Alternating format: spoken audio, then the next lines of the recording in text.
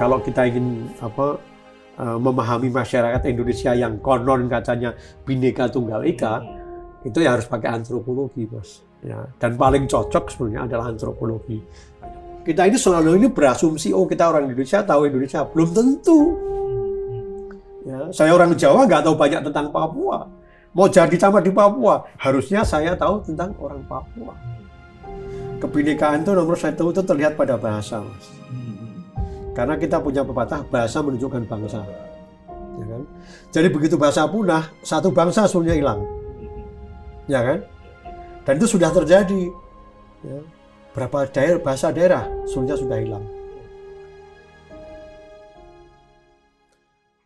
Assalamualaikum warahmatullahi wabarakatuh. Bismillahirrahmanirrahim. Para pemirsa NU Online, kembali di program Menjadi Indonesia NU Online bersama saya Ivan Aulia Ahsan, pemimpin redaksi NU Online.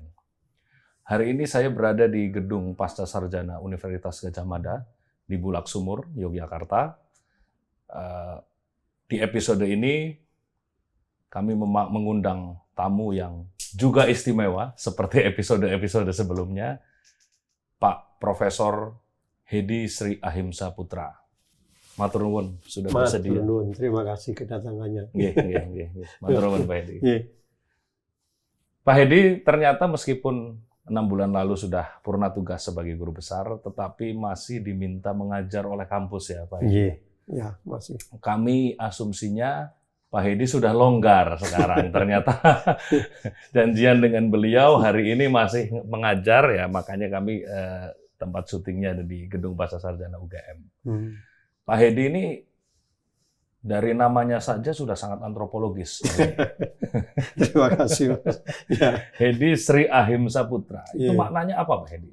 Ya, kalau saya langsung berpikiran ke Mahatma Gandhi. Nah, betul sekali.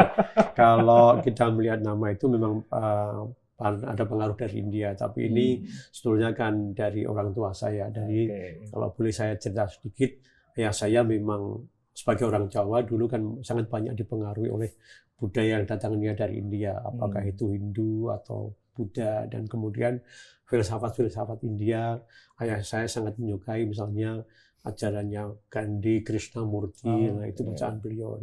Nah kemudian ketika saya lahir ya, kemudian beliau punya ide mungkin yang mengambil semangat dari Mahatma Gandhi, salah satunya adalah ahimsa, yang artinya adalah non-violence-nya, tanpa kekerasan, di mana kita tahu bahwa perjuangan Gandhi melawan Inggris itu adalah dengan menggunakan non-violence ya, di samping juga Swadesi dan sebagainya itu. Nah, ayah saya mengambil itu dan kalau kita melihat nama ini, kalau di Jawa kata Sri itu biasanya seperti gelar, seperti Sri Sultan dan sebagainya itu. Dan kalau ada Sri-nya itu biasanya dari daerah antara Jogja, Solo gitu ya. Nah, itu memang ayah saya dulu berasal dari sana. Nah, jadi Hedi itu nama biasa, tapi kemudian ada Sri, kemudian Ahimsa Putra gitu.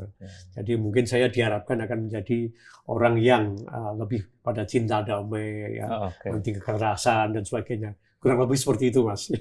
Ya. Akhirnya doa lewat nama itu terkabul hari ini ya. Insya Allah gitu. Ya. Dan mungkin sama dengan semangat zaman sekarang, anti kekerasan. Anti kekerasan betul. Ya. Sama kayak semangatnya Gus Dur juga. Ya, betul. Ya. Ayah dulu mengajar di sini juga. Ayah itu dulu kepala perpustakaan di UGM. Jadi kami dulu tinggal di Skip. Pertama sebenarnya saya lahir di Suryo Putran, ya, di Jeron Peteng. Kemudian karena kampus dibuka, kemudian kami pindah ke Skip, dulunya di Skip. Kami dulu di Skip, kemudian pindah ke Bulak Sumur. Skip itu sekolah keguruan? Bukan, Skip itu dulu daerah Skip. Oh, daerah. Ya. Bukan IKIP, nggak ada hubungannya. Ya. Saya pikir dulu ada sekolah. Ya, kita tahu daerah kampus ini dulu sebelah barat jalan namanya Skip, sebelah timur namanya Bulak Sumur. Yang membagi itu adalah Jalan Kaliurang, gitu ya. Nah, dulu namanya adalah untuk skiten, untuk tembak menembak. Ya, tapi orang Jawa kan nggak bisa bilang skiten ya. Akhirnya skip gitu ya. Nah, daerah itu jadi skip. Tapi dulu jadi latihan tempat menembak di mana di kedokteran gigi itu dulu ada gumuknya gitu, bukit gitu untuk latihan nembak. biasanya di situ. Nah, kami pindah ke sana, kemudian ketika rumah Bulak Sumur sudah jadi, kami pindah ke Bulak Sumur. Jadi saya termasuk penghuni awal daerah Bulak Sumur. Sangat tahu perkembangannya UGM ini sebagai kampus itu kira-kira. Berarti dari tahun 50-an nih di sini. Tapi saya masuk ke Bulak Sumur tahun 60-an, Mas. Tahun 60-an tahun di sini. 60-an, ya. Saya lahir tahun 50-an, tahun 54 ya. Tapi masuk ke Bulak Sumurnya tahun 60-an. Ya, karena ikut Bapak ya. Ya, karena ikut Bapak waktu itu ya. Nah, ini kami lama di Bulak Sumur. Saya di beberapa kesempatan melihat Anda memakai ini apa maknanya, Pak Hedi? Ya, saya melihat sebetulnya begini, Mas. Ini secara tidak sengaja, suatu kali saya diminta untuk tampil dan kemudian ada teman memberikan ikat begini kan. Nah, kemudian teman bilang, wah HP gitu, menarik gitu. Akhirnya ya sudah, kalau begitu saya pakai aja. Nah, saya kemudian mendesain ulang dengan istri saya ikat ini, ya kemudian sekarang saya pakai dan itu menurut saya salah satu hal yang bisa menunjukkan pada kita sebenarnya dalam tanda petik budaya kita, Mas. Bagaimana sebenarnya ikat kepala itu menunjukkan identitas, ya. Mungkin suku atau mungkin kelompok, ya, atau mungkin juga pandangan hidup seseorang gitulah. Ya, karena kita bisa melihat macam-macam ikat kepala yang dipakai, Mas. Ya. Jadi ini hasil redesigning ya? Iya, betul. Ini hasil redesigning, Mas. Dulu saya nggak pakai ini, tapi setelah saya tampil itu kemudian teman-teman, wah apa. Ya sudah kalau gitu, saya teruskan memakainya gitu. Terakhir waktu acara pelepasan purna tugas di bulan Juni juga jenengan pakai itu juga. Ya, betul, Mas. Ya, betul. Ya. Setelah saya dibilang itu, AP itu setelah saya redesign dan kemudian ya akhirnya saya pakai terus gitu. Ya, sekarang saya mencoba menularkan supaya teman-teman juga bisa pakai ikat kepala gitu, Mas. Sehingga menjadi tren mungkin di UGM gitu. Ya, beberapa sekarang pakai ikat, ada yang kemudian pakai ikat kepala dari daerahnya, dan menurut saya itu bagus. Sangat bagus. Ya. Kalau di kantor saya di PBNU pakainya peci, ini ya, bisa pakai gitu, Pak. Karena itu ya jadi khas kalau di PBNU. Melihat gejala politik belakangan ya, dalam 1 tahun terakhir lah, ada pemilu, ada pilpres, ada pilkada langsung nanti ya. Dari kacamata seorang antropolog, bagaimana 1 tahun Indonesia ini di tahun politik 2024 ini, Pak Hedi? Ya, kalau kita melihat bagaimana riuh rendahnya pilkada kemarin, kemudian soal kecurangan segala macam itu sebetulnya kalau menurut saya kita harus merenung kembali. Ya. Satu hal mungkin yang ini kalau saya perspektif saya sebagai orang akademik yang mengkritisi apa yang ada. Mungkin orang-orang partai kita, orang parlemen kita itu tidak tahu persis atau belum tahu persis situasi Indonesia itu seperti apa. Saya tidak tahu mengapa kemudian menerapkan sistem pemungutan suara langsung dan seperti itu. Padahal Amerika yang maju itu pun tidak seperti itu. Tidak 100% langsung. Ya. Masih ada electoral college ya. Padahal kita itu tahu bahwa demokrasi yang benar itu kalau mau langsung seperti itu perlu sistem yang kokoh dan relatif masyarakat yang sudah setara individunya satu dengan yang lain. Kalau tidak ya harus melalui perwakilan. Itulah mengapa di Amerika tetap ada electoral college. Ya. Nah itu penting sebetulnya sehingga walaupun waktu itu Hillary Clinton itu menang secara populer, tapi kalah sama Donald Trump yang punya suara elektoral itu lebih banyak. Nah ini yang kita nggak tahu. Kita pikir Amerika itu mungkin langsung begitu, tapi sebenarnya melalui perwakilan. Nah menurut saya perwakilan ini sebenarnya lebih cocok. Ya, cuman ya untuk itu pun harus ada sistem baru. Betul. Ya, itulah mengapa kemudian pilkadanya sangat riuh dan kemudian sangat meragukan. Kalau saya sebagai orang akademisi, ya sudah mau begitu, tapi sebenarnya saya nggak yakin betul dengan hasil-hasil yang ada itu. Ya, saya tidak tahu siapa yang menang, tapi di mata saya tidak sangat meyakinkan bahwa hasilnya akan seperti itu. Ya, ini saya sebagai akademisi, atau kalau seperti itu, maka apakah betul angkanya seperti itu? Wah, itu yang jadi persoalan kayak gitu. Itu seperti itu maksud saya. Iya. Katakanlah, oke, Prabowo menang, yang lain kalah. Tapi betulkah prosentasenya seperti itu? Ya kan? Nah, masyarakat kita kan mungkin tidak sangat kritis dalam hal seperti itu. Dan inilah menurut saya yang harus dilakukan. Karena masyarakat kita itu sangat heterogen. Ya, sistem budayanya sangat macam-macam. Yang kedua, tingkat pendidikannya bisa lain-lain. Ya. Itu sangat, sebagian besar itu pasti pendidikannya itu SD ke bawah, gitu kan, atau SMP ke bawah. Jadi untuk seperti itu, saya kira perlu sebuah sistem yang lebih baik ya ke depannya menurut saya ini. Tapi ini kan hanya pandangan saya, pandangan dari pandangan orang lain boleh yang lain. Itulah pandangan saya, Mas, sebagai akademisi terhadap apa yang ada sekarang ini. Gitu. Saya menduga jangan-jangan dulu Anda memilih jurusan antropologi karena ingin memahami masyarakat itu, Pak Edi. Antara lain, tetapi sebetulnya ceritanya bagaimana dulu? Ya, sebenarnya ketertarikan saya lebih pada sesuatu yang aneh-aneh, Mas. Jadi, misalnya. Ya, jadi saya ingat saya tertarik antropologi itu karena saya mendapat pelajaran antropologi dan geografi waktu di SMA. Saya kuliah saya dulu SMA saya di De Brito, sekolah Katolik. Ya kan? Nah, saya di De Brito ada mata pelajaran dan di sana waktu itu zaman saya itu ada Paspal dan Sosbud. Nah, dan BUD itu nggak populer, paling tidak populer. Sosbud itu sos pasti yang banyak, BUD itu yang sedikit. Ya. Dulu yang mengambil BUD itu dari satu kelas 20-30 orang itu hanya 4 atau 5 orang. Saya termasuk salah satunya. Gitu kan. Nah, tapi saya sangat menyukai itu karena satu, kita membahas tentang hal yang tidak biasa. Nah, saya waktu itu mendapat pelajaran tentang orang Mentawai. Ya, dan saya ingat bagaimana cerita guru saya tentang dukun Mentawai gitu. Wah, ini menarik sekali gitu kan. Di Indonesia ada kayak begini. Nah, semenjak itu saya mulai tertarik antropologi gitu. Nah, saya masuk kemudian ke UGM memilih antropologi. Walaupun waktu itu ya UGM belum sangat bagus dalam artian hanya sampai sarjana muda. Ya. Tapi saya tetap memilih sana ya, karena saya merasa ini menarik. Yang satu, masih sangat jarang orang yang di antropologi. Ya. Jadi kalau saya pikir kalau saya masuk ke sana, kan saya untuk maju ya lebih gampang gitu ya. Kemudian pesaingnya kan masih sedikit. Gitu, ya.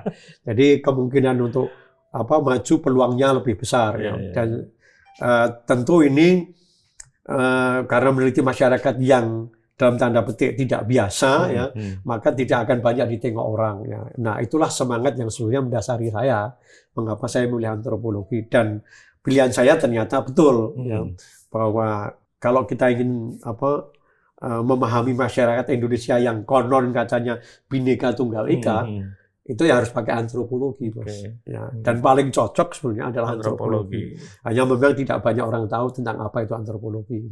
Kebetulan saya termasuk yang tahu gitu kan, karena waktu SMA saya mendapat pelajaran itu. Gara-gara gitu, Mentawai tadi. Ya, Mentawai tadi. Ya, sebenarnya dari itu, Mas. Ya. Nah, kemudian saya masuk dan alhamdulillah saya bisa mendapatkan banyak pengetahuan tentang suku-suku bangsa yang ada di Indonesia, dan semakin saya yakin bahwa antropologi inilah yang pas gitu. Ya. Cocok sampai umur 70 tahun. Ya, dan kalau kita mendalami Islam itu kan ya kemudian ada ayatnya gitu ya. Al-Hujurat 13 kalau nggak salah. Saya lupa bahasa Arabnya, tetapi kurang lebih kami ciptakan kamu ya dari laki perempuan bersuku-suku, berbangsa-bangsa, dan itu untuk saling mengenal. Betul. Gitu kan. Wah, ini ayat antropologi, ya. Jadi kalau saya inilah ayat antropologi yang betul-betul kokoh. Jadi antropologi itu ada di sana, dan untuk merealisir ini harus melalui antropologi. Jadi ketika Anda masuk ke UGM belum ada sampai doktorandas ya di belum waktu itu hanya sampai BA. Ya. Karena itu Anda melanjutkan doktorandas di UI. UI. Betul. Nah, kebetulan begini. Jadi ketemu Pak Koncaraningrat. Ya, jadi ceritanya ketika itu karena di UGM belum ada sarjana hanya sarjana muda. Setelah lulus saya kemudian ikut kegiatan penelitian di lembaganya Prof. Sartono Kartodiro, Lembaga Studi Pedesaan dan Kawasan. Nah, kebetulan pas ada di masa itu kerjasama Indonesia Belanda untuk memajukan 3 bidang ilmu, sejarah, antropologi, dan hukum. Ya, nah, kemudian sejarah itu dipusatkan di UGM karena tokoh Ada Pak Prof. Sartono Sartono Kartodirjo, ya kan, ada di Jogja di UGM, maka beliaulah yang kemudian diserai untuk mengelola yang di UGM, ya, yaitu sejarah. Nah, Pak Kun sebagai tokoh antropologi di UI, maka beliau mengelola yang antropologi dan kami mahasiswa yang terpilih kemudian dibawa ke UI untuk melanjutkan kuliah di sana. Untuk Ya. doktorandes. Jadi Pak Kun waktu itu keliling Indonesia mencari mahasiswa-mahasiswa dari berbagai macam bidang ilmu, ya ada yang dari sastra, ada yang dari linguistik, ya, kemudian ada yang dari antropologi.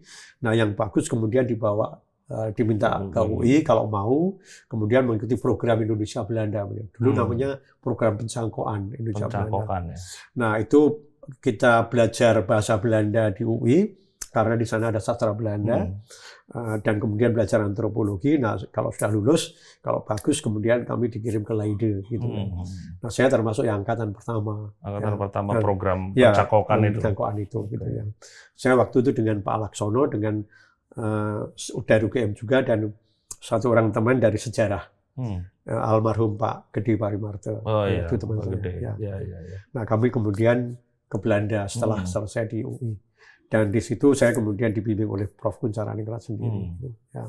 Langsung Pak Kun yang Kun membimbing skripsi saya, kemudian di Belanda Pak Kun juga membimbing S2 saya. Tesis saya bersama dengan Jocelyn de Jong. Karena waktu itu pembimbingnya harus dari Belanda dan Indonesia. Jadi ketika kami di Belanda, kami dibimbing oleh profesor di Belanda.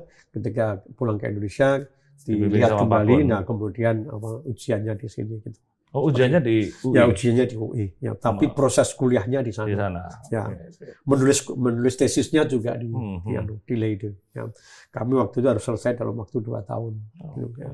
Itu Mas. Ceritanya. Waktu itu masih masuk ke Fakultas Sastra ya? Ya, masih di Fakultas Sastra UI. Masih di Rawamangun. Masih di Rawamangun. Ya. Seperti itu. Kan. Ya. Nah, kemudian doktoral melanjutkan di Columbia. Saya pulang, kemudian setelah saya selesai di Leiden, saya pulang mengajar sebentar di UGM, dan ketika itu mendapat tugas untuk menata ulang beberapa kuliah yang ada di UGM. Teori kami perkuat karena saya mendapat fresh masih fresh dan punya banyak ide tentang teori gitu kan ya. Dan senior kami di di jurusan antropologi itu sangat welcome dengan itu ya, terutama Pak Kodiran, Pak Hans Daeng almarhum itu sangat bisa menerima upaya kita untuk memperbaiki kurikulum yang ada. Nah, itulah yang saya lakukan. Nah, 2-3 tahun kemudian saya mencari beasiswa dan mendapat dari Bank Dunia, dan waktu itu saya bisa diterima di Columbia University di New York gitu ya. Nah, setelah itu kemudian saya ke Amerika, kuliah di sana dan penelitian balik di Indonesia di Sulawesi Selatan untuk mendapatkan PhD saya, untuk menulis disertasi saya, dan kemudian balik ke sana lagi dan ujian dan kemudian selesai dan pulang. PhD ya. Ya. Tahun berapa lulus PhD-nya, Pak? Saya lulus PhD 93, Mas. 93. Ya. Jadi saya waktu itu sekitar 6 tahun lah di sana ya. Karena 3 tahun untuk kuliah, 1,5 tahun untuk penelitian, kemudian 1,5 tahun untuk menulis. Ya, seperti itu. Ya. Datang ke sini dengan bawa lebih banyak perspektif ya, baru. Tentu saja, karena memang kuliah di Amerika kan berbeda. Baca bukunya lebih banyak. Ya. Mau tidak mau, Mas. Mau tidak mau. Tapi gini, Pak, ini menariknya antropologi ya, salah satu menariknya antropologi. Di abad 19 dulu digunakan oleh kolonialisme ya, untuk mengidentifikasi orang-orang bumi putra lah, untuk pribumi-pribumi seperti kita ini, ya, untuk mengidentifikasi, kemudian ya macam-macam, tidak hanya mengidentifikasi, tapi ya mengenal tadi ya sebenarnya. Kemudian menjadi salah satu ilmu untuk membantu pemerintah kolonial mengambil kebijakan terhadap bumi putra. Tapi setelah Perang Dunia II ada kecenderungan justru antropologi ini menjadi salah satu tools, ya, salah satu instrumen untuk ya menentang kolonialisme, Pak Hedi. Ya, untuk membuktikan bahwa ya semua manusia di dunia ini sama, setara lah gitu. Dan itu terjadi secara cepat, Pak Hedi. Hanya dalam waktu mungkin 50 sampai 60 tahun ya. Berbalik seperti itu dalam antropologi. Ini sebenarnya apa yang terjadi? Sebetulnya begini, Mas. Antropologi itu pada dasarnya adalah ilmu yang sejak awal itu kritikal. Oke. Kritis terhadap apa yang ada pada masyarakat Eropa sendiri. Oke. Jadi dia dilakukan sebagai alat untuk melihat kembali siapa kami orang Eropa itu. Ya. Dan itu terlihat dalam teori-teori yang dimunculkan. Nah, teori yang sangat awal dalam antropologi adalah teori evolusi. Betul. Tapi bukan teori evolusi Darwin ya.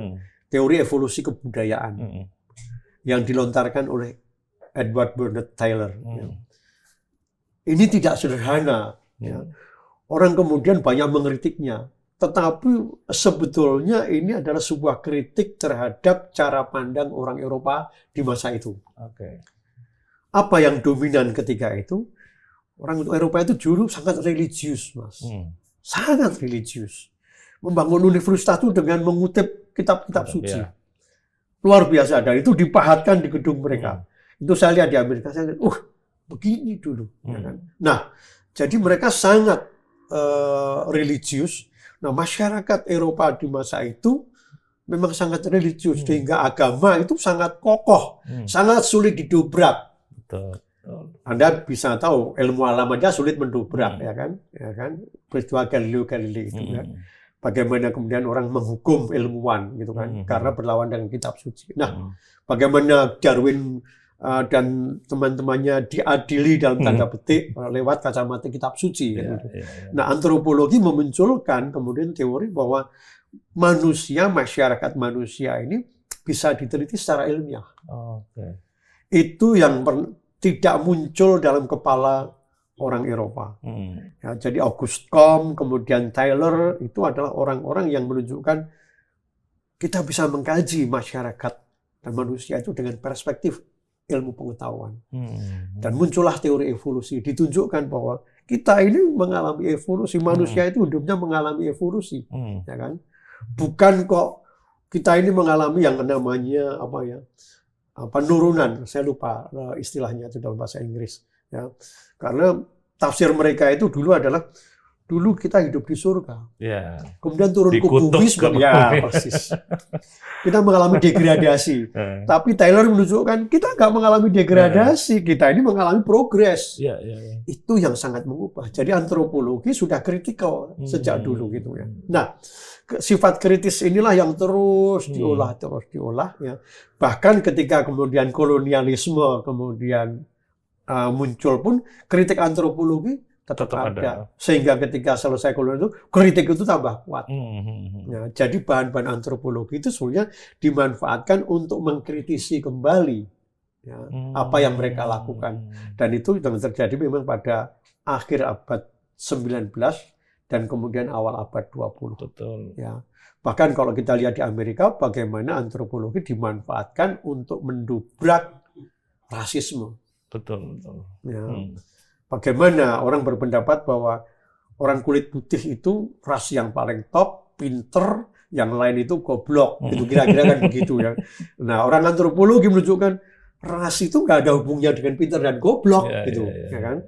Itu nggak ada hubungannya, itu persoalan yang berbeda, ini persoalan kebudayaan, gitu kan? Persoalan Anda hidup di mana, besar di mana, ya. Bukan kok kalau orang berwarna pasti goblok gitu kan. Kalau orang putih pasti pinter, nggak ada kayak gitu. Dan itu kritik antropologi yang luar biasa, Mas. Ya, melawan rasisme, kemudian melawan etnosentrisme. Ya. Dan itu yang terjadi terus sampai sekarang gitu. Ya, digunakan untuk mengkritisi apa yang karena antropologi sejak awal mempelajari masyarakat yang berada di pinggiran, Mas. Bukan di center, Mas. Ya kan?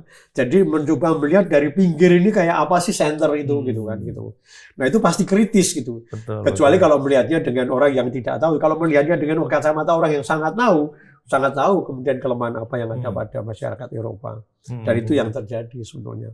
Nah, ini yang tidak banyak diketahui, ya.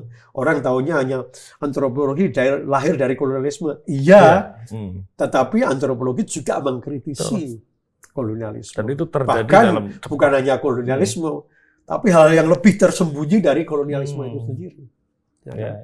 Kolonialisme itu berakar dari pandangan bahwa orang kulit putih superior. Hitler juga begitu. Ini semua berusaha didobrak lewat antropologi. Kan, gitu.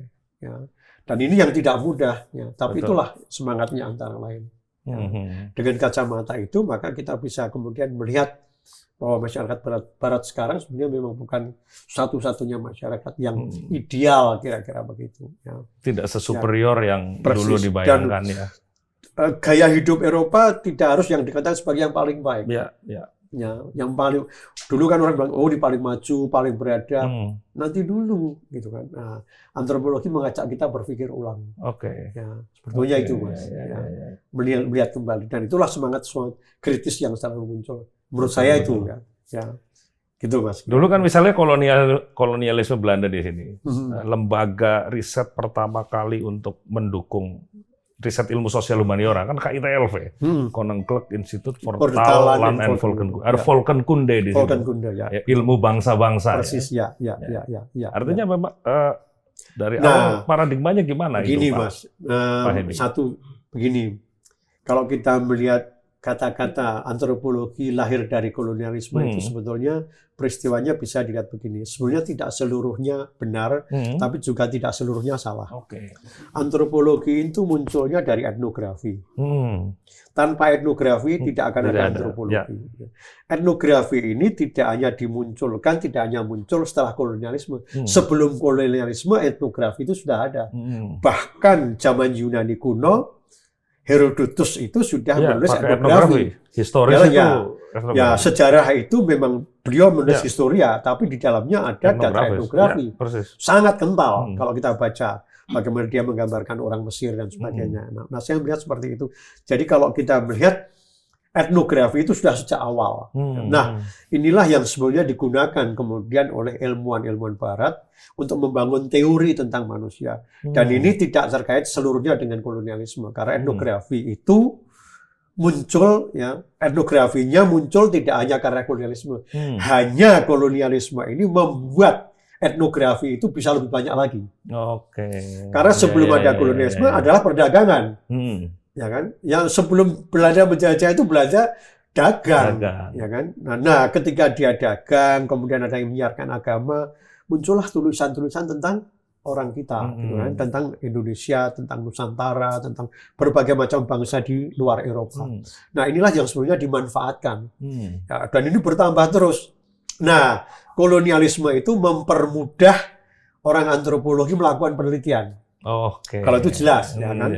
Dan banyak wilayah kemudian risetnya lebih luas, ya. Dan banyak bahkan serdadu-serdadu tentara itu yang jadi antropolog, ya kan? Seperti Edmund Leach itu dulu ternyata tentara Inggris dia kan gitu ya. Nah, bahkan antropolog terkenal Belanda Van Baal itu gubernur terakhir di Irian Barat kan itu. Nah, bagaimana ini bisa terjadi? Jadi ketika kemudian orang Barat itu mengumpulkan banyak sekali data, mereka kemudian tahu masyarakat. Oh, begini masyarakatnya.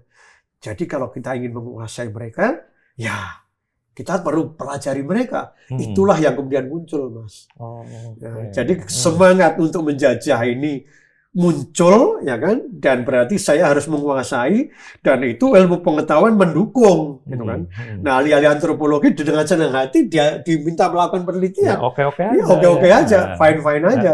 Perkara datanya untuk apa itu bukan urusan saya, tapi ilmu pengetahuan saya bisa berkembang, gitu kan? Nah, jadi ada kerjasama dalam konteks itu.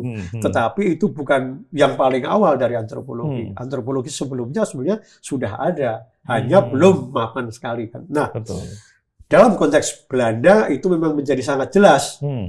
Karena kemudian ada yang namanya Indologi, Mas. Jadi fakultas sendiri dari Leiden dulu. Karena kemudian Belanda punya daerah jajahan yang namanya Hindia Belanda, ya kan? Dan kami ingin tahu bagaimana bisa memahami dan menguasai masyarakat ini, ya semua pegawainya yang akan ke Indonesia kuliah dulu di sana. Dan oh, ini namanya ilmunya Indologi tentang Indonesia. Dan ini kalau ditiru bagus sekali sebetulnya. Kita ini selalu ini berasumsi, oh kita orang Indonesia tahu Indonesia. Belum tentu. Ya, saya orang Jawa nggak tahu banyak tentang Papua. Mau jadi camat di Papua, harusnya saya tahu tentang orang Papua.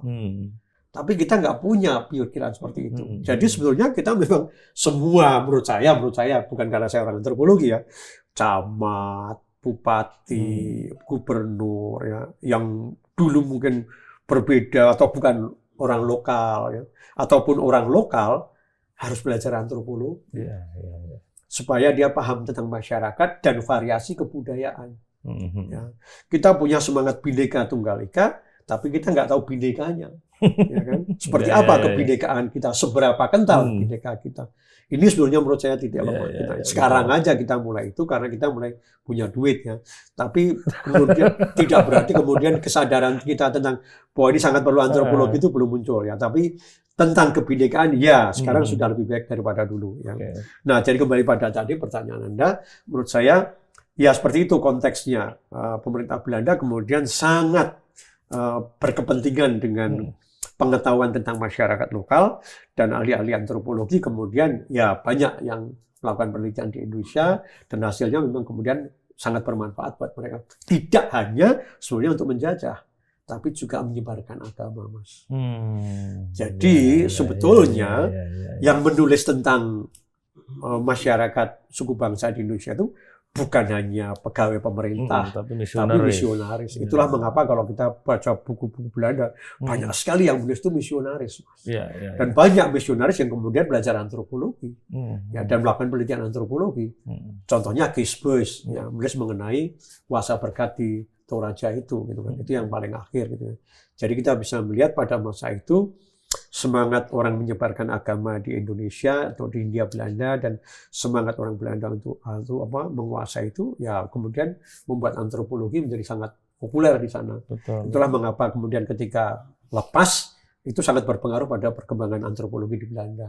Ya, kalau saya lihat seperti itu. Kita kembali pada tadi memang ada kepentingan. Hanya menurut saya dari saya lihat sejarahnya antropologi ini tidak sepenuhnya itu menjadi alat kolonial, itu agak belakangan. Ya. Tapi kemudian memang ada kerjasama itu. Nah setelah merdeka kemudian berbeda. Antropologinya tetap kemudian dimanfaatkan. Itulah mengapa kemudian ada antropologi pembangunan, Mas. Di zaman Orde Baru. Ya, dan itulah yang betul-betul digunakan oleh Pak Kun, yang diusung oleh Pak Kun. Antropologi pembangunan. Dan itu sangat-sangat populer. Karena apa? Memang untuk membangun Indonesia, kita memerlukan antropologi.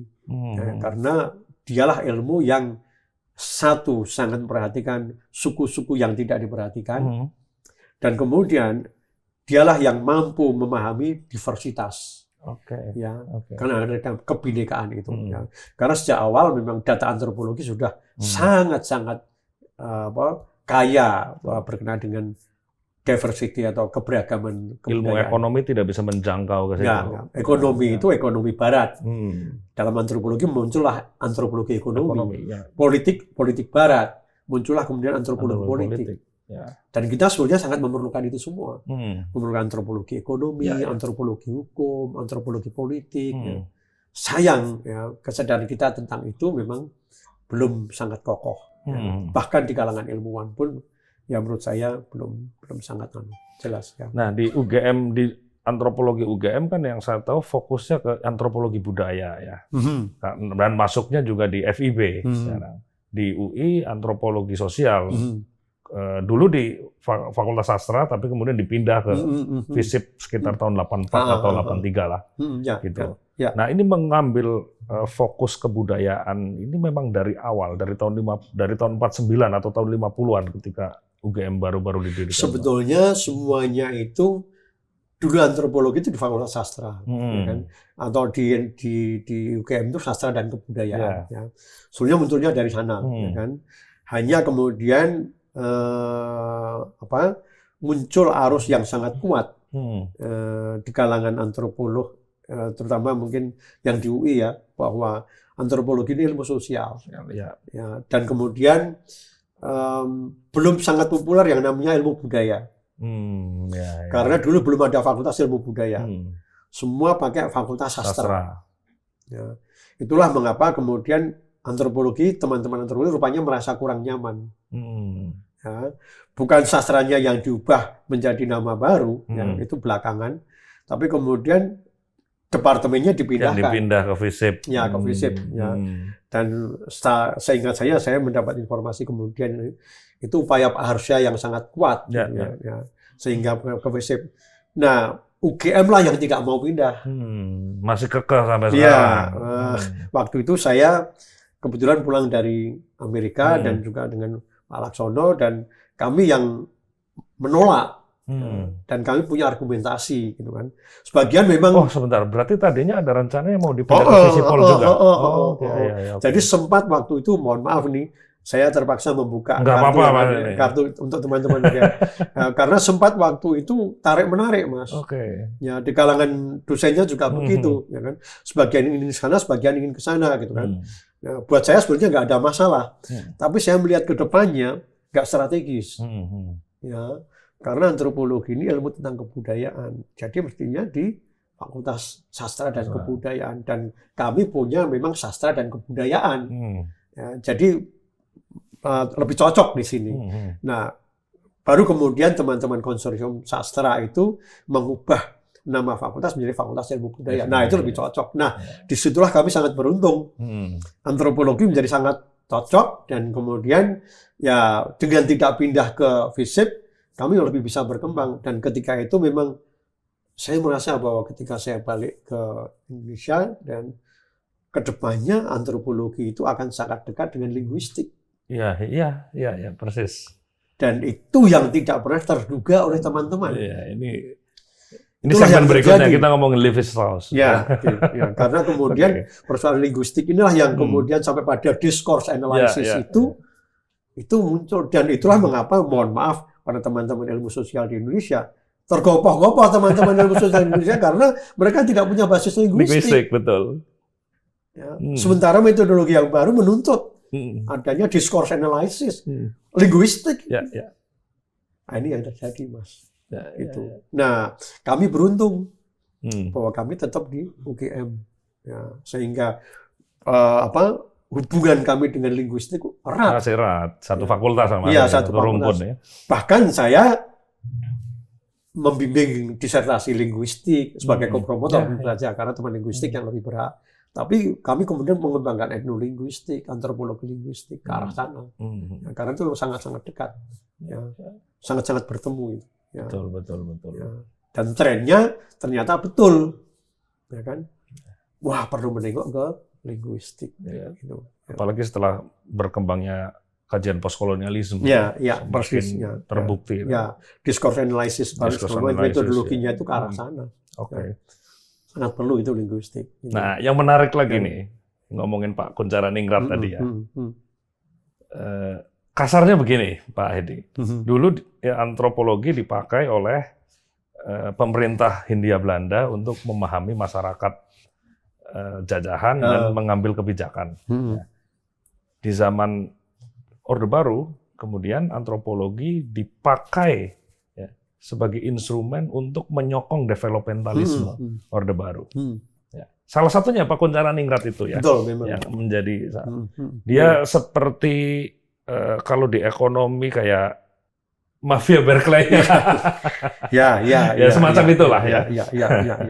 Nah, ini bagaimana Pak Edi? Anda kan merasakan sendiri saat itu ya, sebagai mahasiswa sarjana. Jadi begini, kalau kita melihat pada situasi, pada apa yang terjadi pada Prof. Kun dan teman-temannya itu, kita harus melihatnya begini, dalam era ketika Orde Baru itu mulai muncul, ya, bangkit, kita tahu bahwa selepas kemerdekaan itu banyak generasi muda ilmuwan Indonesia itu yang mendapat beasiswa belajar di luar negeri, ya, untuk menggantikan orang-orang Belanda. Dan dana dari Amerika banyak. Itulah mengapa banyak sekolah di Amerika. Ya, dan kita tahu Pak siapa Menlu kita yang dulu, kemudian itu temannya Pak Akun, banyaklah tokoh-tokoh itu semuanya memang katanya Pak Akun. Nah, ada yang ke Berkeley, ada yang ke Cornell, ada yang ke Yale dan sebagainya itu. Nah, mereka belajar itu, nah balik. Ya. Nah, semangat mereka adalah tentu saja membangun Indonesia. Betul. Karena hal yang sangat penting Indonesia sangat terbelakang di era itu.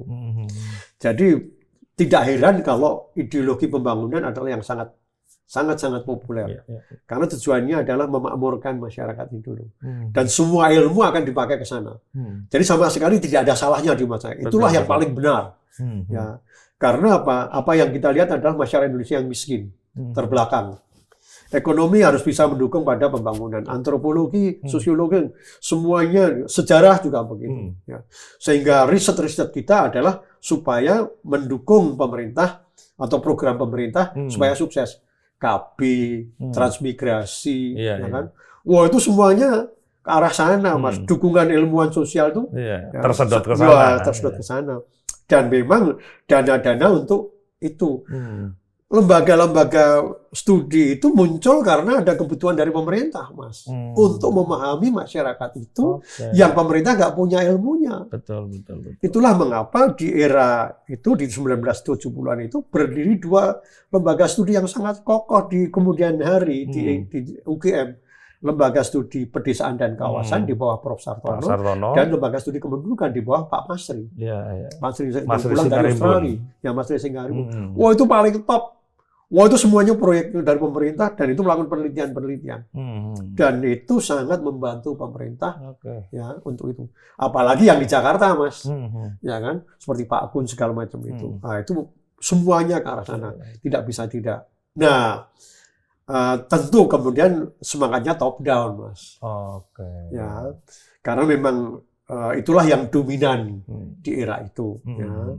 Sehingga developmentalisme itulah yang kemudian berkembang. Nah, baru setelah ada kegagalan-kegagalan kita merenung ulang, gitu kan. Oh, ini harus ini udah berjalan sekian tahun, evaluasi. Ya, biasanya gitu, pertama kan biasanya begitu. Oh, ini gini, baru kemudian ada kesalahan loh, kok salah kita ya. Nah, kemudian kita merenung ulang, gitu kan. Ya. Dan itu yang terjadi setelah kemudian Orde Baru mulai runtuh. Ya. Kemudian terjadi reformasi itu. Tapi sebetulnya kritik terhadap developmentalism itu sudah muncul di awal 80-an, akhir 70-an, hanya tidak begitu populer. Ya. Dan dikeluarkan oleh ilmuwan sosial juga. Ilmuwan sosial juga, ya, sehingga waktu itu kalau nggak salah, mungkin Pak Harto juga yang ini ilmuwan sosial ini kok ya rewel-rewel ya rewel terus ini apa ngogrek terus gitu kira-kira gitu ya. Nah, ini yang menjadi persoalan. Dan kemudian menjadi kurang populer, ya kan? Dulu mendukung kok sekarang kritikan gitu ya. Nah, kemudian terjadi reformasi itu. Nah, kemudian semuanya menjadi sangat-sangat berbeda. Ya. Tapi kemudian ilmu sosial menjadi menurut saya terlalu politis. Gitu ya. Semuanya menjadi terlalu politis, ya. Dan itu menurut saya yang kurang bagus perkembangannya, ya. Dan menurut saya memiskinkan ilmu sosial budaya sendiri yang sebenarnya punya potensi memiskinkan dalam arti perspektif atau memiskinkan arah kajian dan kemudian perspektifnya tentu saja. Karena kemudian lebih banyak berkutat dengan persoalan-persoalan politik dan kekuasaan. Dan ya selalu isunya soal itu, ya segala sesuatu yang di luar itu menjadi tidak penting.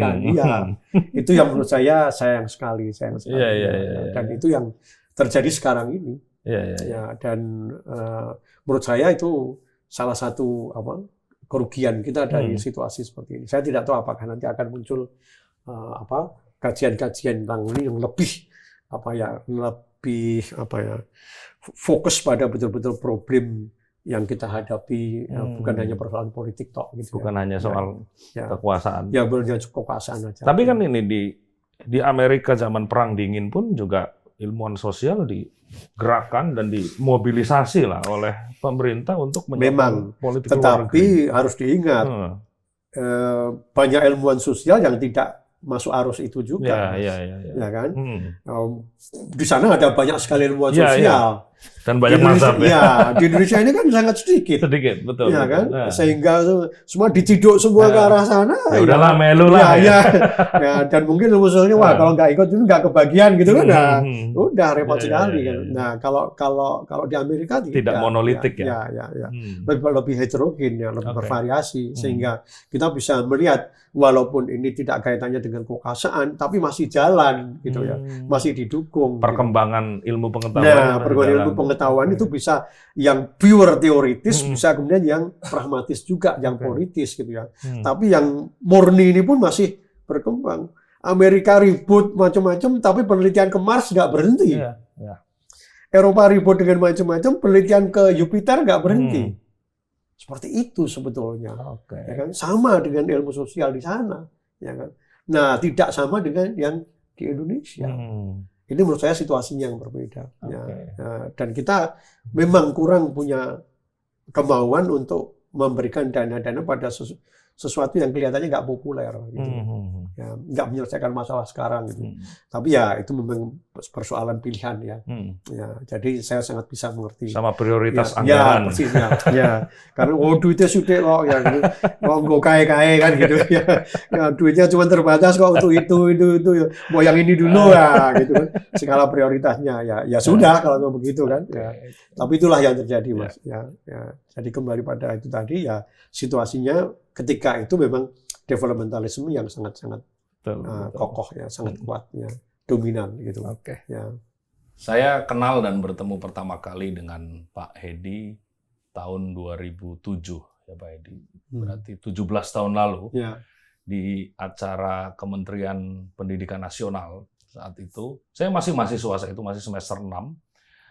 Pak Hedi salah satu guru besar yang dibawa oleh Kemendikbud untuk mendampingi kami para mahasiswa saat itu di Kalimantan Barat ya, Pak. Ya. Kami sempat menyusuri Sungai Kapuas dari kemudian naik kapal ya, menyusuri pantai barat Kalimantan ya dari Pontianak ke Ketapang dan kemudian berkunjung ke beberapa situs seperti bekas Kerajaan Sukadana di sana. Kemudian setelah pertemuan itu saya baru tahu bahwa Pak Hedi adalah ilmuwan sosial pertama di Indonesia yang mengkaji Lévi-Strauss. Ya, Pak Hedi. Nah, Pak Hedi bawa bukunya hari ini. Saya tidak bawa bukunya. Pak Hedi bawa Strukturalisme Lévi-Strauss, Mitos dan Karya Sastra. Pada awal 90-an, ya, pendekatan strukturalisme dalam ilmu-ilmu sosial di Indonesia itu masih sesuatu yang baru, ya. Relatif baru. Mungkin di ilmu humaniora seperti sejarah sudah ada ya, seperti Pak Sartono memperkenalkan itu di awal tahun 70-an. Ya, tapi saat Pak Hedi menulis disertasi di New York ya, di Columbia University, ini sesuatu pendekatan yang relatif baru dalam ilmu sosial di Indonesia. Ya kan? Nah, strukturalisme itu problemnya adalah bagi kami para mahasiswa dulu baca bukunya kebanyakan, Pak Hedi. Jadi kami dulu nggak punya waktu untuk nongkrong. Kalau misalnya mengambil pendekatan skripsi, saya jurusan sejarah dulu, mengambil pendekatan skripsi seperti teman-teman di UGM yang kami anggap sangat strukturalistik. Ya. Tuh, akhirnya ya kami yang ini aja nanti waktu buat nongkrongnya berkurang. Pak Hedi mengambil resiko dalam tanda kutip mengambil strukturalisme ini kenapa Pak Hedi? Ya begini, jadi ini kalau untuk saya mulainya sebetulnya ketika kuliah di Leiden, Mas. Ya, jadi di dalam dunia akademik antropologi itu strukturalisme itu ada di berbagai negara dan punya corak yang berbeda-beda. Ya. Nah sebetulnya yang paling awal strukturalisme itu malah di Belanda. Ya, itu 1920-an itu sudah muncul di Leiden itu. Tapi kemudian menurut saya itu terlalu cepat muncul dan kemudian tidak sangat kokoh sebagai sebuah paradigm gitu ya. Mengapa? Karena satu yang memunculkan orang-orang Belanda dengan bahasa Belanda. Dan tidak diterjemahkan ke dalam bahasa Inggris. Readership-nya terbatas ya. Sangat terbatas. Ya, itu yang pertama. Yang kedua, perkembangan strukturalisme di Belanda itu sangat terkait dengan masyarakat yang diteliti oleh orang-orang Belanda, antropolog Belanda, yaitu masyarakat Indonesia, ya kan. Nah, jadi datanya lah yang sebenarnya sangat berpengaruh munculnya strukturalisme di Leiden. Masyarakat Indonesia itu ketika itu sangat struktural.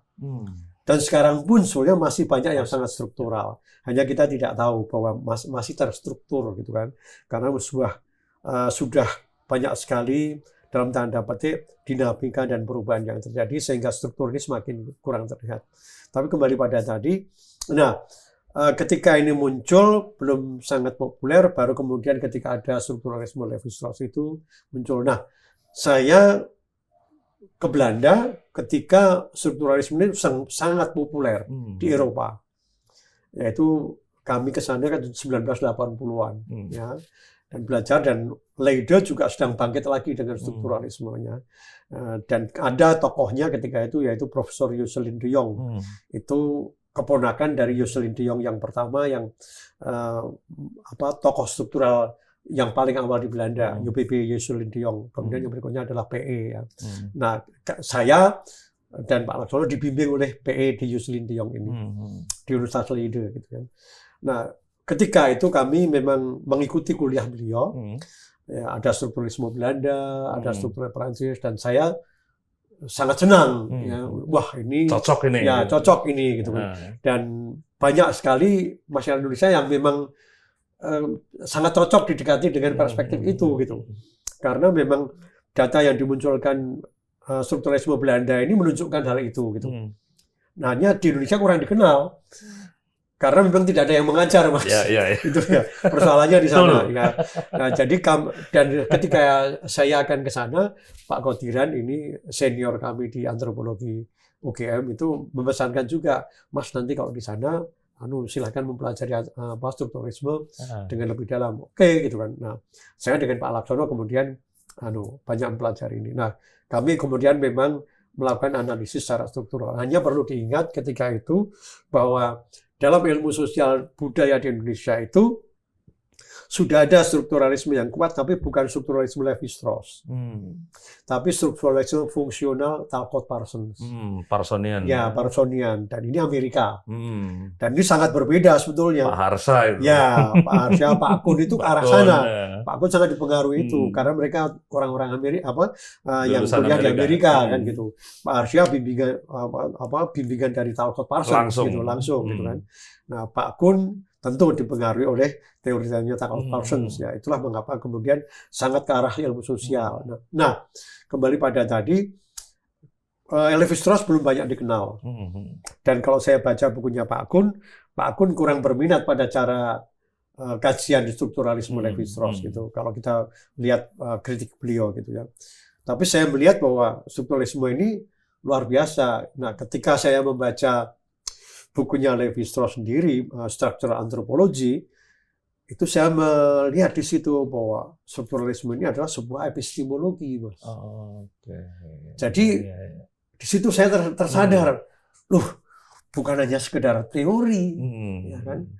Ini sebuah filsafat ilmu, ya, epistemologi. Kemudian di situ saya, kalau itu antropologi itu ada filsafatnya. Wah, ini semakin menggugah saya, Mas. Wah, ini keren banget ini, gitu kan? Karena saya baca kemudian Levi-Strauss memang sangat filosofis juga, gitu kan? Tapi juga sangat antropologis, Datanya Levi-Strauss itu luar biasa, analisisnya luar biasa. Dan saya melihat analisisnya itu baru cara analisisnya, ya. Bukan metode penelitian, Levi-Strauss itu relatif kalah sama Malinowski lah, gitu ya. Tapi cara dia melakukan analisis struktural luar biasa. Nah, saya merasa ini sesuatu yang masih langka di Indonesia. Dan kemudian saya pulang dari Leide. Disitulah kemudian saya berkenal dengan Romodik Hartoko, pengasuh majalah Basis, ya kan.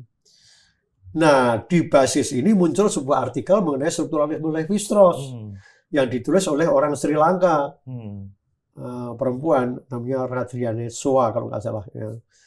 Nah, saya baca itu, loh, kok banyak yang tidak tepat. Nah, saya merasa perlu ada tulisan yang lain gitu. Nah, saya pun kemudian memberikan tulisan, menulis tanggapan atas itu dan dibuat di Basis.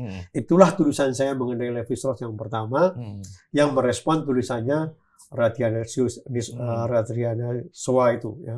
Nah, setelah itu kemudian orang mengenal tentang apa itu strukturalisme. Saya tidak tahu seberapa populer, tapi majalah Basis ketika itu termasuk majalah yang bagus dan cukup dikenal oleh banyak pembaca karena pengasuhnya kan Romo Degarto. Ya kan. Nah, saya memunculkan itu, kemudian saya juga mulai mengajarkan di UGM. Ya. Nah, disitulah kemudian muncul pengetahuan tentang strukturalisme Levi-Strauss. Dan setahu saya itu tidak diajarkan di UI. Yang di UI itu strukturalisme fungsional Parsonian. Ya. Dan itu yang saya terima dari Pak Arsya. Ya. Levi-Strauss tidak diajarkan dan memang tidak ada yang sangat menguasai itu. Nah, saya melihat inilah peluang saya gitu kan. Bahwa ini penting sekali. Nah, hanya itu ketika saya pulang dari Leiden, memberikan kuliah tentang Levi-Strauss dan kemudian menulis artikel kecil itu. Nah, saya kemudian kuliah di Amerika dan balik lagi. Ya. Sebenarnya disertasi saya tidak menggunakan strukturalisme Levi-Strauss. Ya. Saya pakai pendekatan sejarah karena pembimbing saya memang antropolog yang historian gitu kan. Dan saya memang lebih tertarik pakai itu, terutama saya banyak dipengaruhi oleh Emanuel Wallerstein ya, dengan world systemnya itu ya. Jadi memang pendekatan sistem tapi tingkat dunia gitu ya. Nah, tapi saya tetap mengikuti kuliah linguistik, strukturalisme yang memang ada di Columbia dan Columbia kuat strukturalisme karena ketika itu ada Robert Murphy. Nah, Robert Murphy ini juga strukturalis dan dia menulis buku Dialektika Kehidupan Sosial. Ya. Jadi buku ini menurut saya sangat menarik dan sangat penting. Ya. Hanya Robert Murphy bukan Levi-Straussian banget gitu kan, lebih pada soal dialektikanya, tekanannya lebih pada dialektikanya. Tapi beliau mengajarkan strukturalisme dan saya mengambil kuliah dia. Kemudian saya juga mengambil linguistik tentu saja karena di Amerika kita harus mengambil 5 subdisiplin. Arkeologi, antropologi budaya, linguistik, kemudian paleoantropologi dan biologi manusia gitu ya. Nah, ini kamu harus ambil dan linguistik saya ambil dan disitulah kemudian pengetahuan saya mengenai strukturalisme bertambah. Karena kemudian lebih paham saya tentang basis linguistik dalam strukturalisme dan saya mengenal strukturalisme yang lain lagi yaitu strukturalisme Amerika yang ternyata yang berbeda dengan yang di Perancis gitu ya. Tapi saya tetap tertarik pada yang Prancis karena saya melihat, wah ini caranya memang bagus dan Levi-Strauss sangat populer ketika itu. Ya. Nah, saya pulang pun kemudian membawa itu gitu dengan tentu saja basis yang lebih kokoh. Ada satu buku yang sangat penting yang saya baca ketika menurut saya sangat berpengaruh pada saya yang diedit oleh Ino Rossi, judulnya The Unconscious in Culture. Dan buku ini menurut saya wah luar biasa karena kemudian dia bisa menunjukkan basis filosofi dari strukturalisme, tapi sekaligus juga kajian-kajian empiris dari strukturalisme. Jadi buku itu menjadi menurut saya sangat-sangat penting untuk kita yang ingin memahami strukturalisme Levi-Strauss, baik pada tataran epistemologinya maupun pada tataran empiriknya, gitu. Kajian empiriknya. Nah, buku itu jadi salah satu pegangan saya dan kemudian ada buku satu dia lagi, Logic in Culture, logika kebudayaan, ya, logika dalam kebudayaan. Dan itu bertemu semua. Dan disitulah kemudian basis saya strukturalisme semakin kokoh, Mas. Ya, saya menjadi paham bahwa antropologi itu ada banyak aliran, ya, dan masing-masing aliran itu punya basis filsafat ilmu tertentu. Ada epistemologinya. Nah, itulah mengapa ketika saya pulang, saya mengajar kemudian epistemologi, Mas. Nah, itu kuliah baru di UGM, gitu kan. Sebelumnya tidak ada. Gitu. Nah, kebetulan memang waktu itu saya diminta jadi ketua program S2, ya, kemudian S3. Nah, saya bisa melakukan perubahan-perubahan perkuliahan dan teman-teman setuju, gitu kan. Karena memang ini sesuatu yang baru dan memang sangat perlu untuk diketahui. Nah, saya mengajarkan itu dan kemudian orang oh iya ya ada begini. Nah, disitulah kemudian saya memperkenalkan strukturalisme ini sebagai sebuah epistemologi dan kemudian saya tunjukkan basis ilmu sosial yang lain. Ya, dan kemudian saya berusaha mengkaji tulisan-tulisannya Pak Kun. Kalau strukturalisme Levi-Strauss itu epistemologi, ada punya basis filsafat ilmu. Pertanyaan saya, lantas basis filsafat ilmunya Pak Kun apa ya? Nah, saya kemudian telaah tulisan beliau. Nah, kemudian ada permintaan dari teman, yuk kita menyumbangkan tulisan untuk Pak Kun karena untuk ulang tahun dia gini. Nah, saya menulis buku mengenai antropologi, tulisan mengenai antropologi kuncaraningrat, sebuah tafsir epistemologis. Ya. Di situ saya bedah pemikiran Pak Akun. Oh, ternyata Pak Akun itu positivisme basisnya. Sehingga saya menjadi semakin yakin antropologi itu ada basis filsafat ilmunya di masing-masing aliran tertentu. Nah, saya baru ketemu dua itu, Mas. Ya, tapi ketika di Leiden, saya menulis sebuah paper mengenai etnoscience. Ya. Dan saya tahu kemudian etnoscience dan etnometodologi itu berdekatan, bertemu, dan itu basisnya adalah fenomenologi. Nah, jadi pemahaman saya antropologi adalah juga filsafat, itu semakin kokoh ketika saya di Amerika. Di Leiden sudah ada dari strukturalisme dan etnoscience itu, di Amerika bertambah lagi. Betul. Ya, pemahaman saya mengenai positivisme, ada strukturalisme, kemudian fenomenologi. Pulang saya sangat paham dengan itu semua. Nah, saya kemudian melihat, loh, strukturalisme Levi-Strauss ini belum banyak dipakai. Soalnya bukan hanya strukturalisme Levi-Strauss, etnoscience yang sekarang sedang saya usung, Mas. Ya. Dan itu juga antropologi, dan basis filsafatnya berbeda dengan ini. Nah, saya mengusung ini karena saya melihat ini datanya banyak di Indonesia, ya. Dan ini bisa melakukan pembaruan-pembaruan di Indonesia. Ya. Nah, kesempatan saya sebenarnya untuk melakukan itu. Nah, kebetulan waktu saya pulang ada acara untuk Pak Umar Khayyam. Ya, Pak Umar Khayyam pensiun. Nulis lagi. Ya, nulis lagi, gitu kan. Wah, nulis apa ya untuk Pak Umar Khayyam ini kan, gitu kan. Dulu saya memang di Pusat Studi Kebudayaan, ya kan. Sempat dengan Pak Khayyam dan kemudian dengan Pak Syafri Sairan. Nah, pas itu saya, ya Mas nyumbang tulisan apa ya, gitu kan. Wah, biasanya kan berkaitan dengan karya orang yang diberi sumbangan. Ya. Saya lihat Pak Khayyam ini banyak menulis novel dan cerpen, gitu kan. Nah, yang sangat populer ketika itu adalah Para Priayi. Ya, nah kebetulan saya dapat bukunya dari beliau, gitu kan. Nah, saya baca lagi, wah, ini dapat nih. Nah, saya analisa aja secara struktural kan gitu, kan. Nah, saya kemudian ngutak-atik itu secara wah, jadi. Tapi utak-atiknya bukan gatuk kan? Ya, ini saya lihat, wah, ini saya mencoba bagaimana ingin menunjukkan pada teman-teman sastra bahwa strukturalisme Levi-Strauss itu bisa kita pakai untuk sastra. Dan tidak hanya untuk mitos. Karena terkenalnya kan ini dari studi mitologi, ya kan. Mitos itu 4. Wah, Levi-Strauss menulis berjilid-jilid buku mengenai mitos ya dengan perspektif struktural. Tapi saya juga berpikir mitos itu kan karya sastra, kan, gitu kan. Nah, mestinya ini bisa digunakan untuk melihat karya sastra, ya kan. Nah, itulah yang saya lakukan. Nah, ketemu, Mas. Nah, saya tulis semuanya.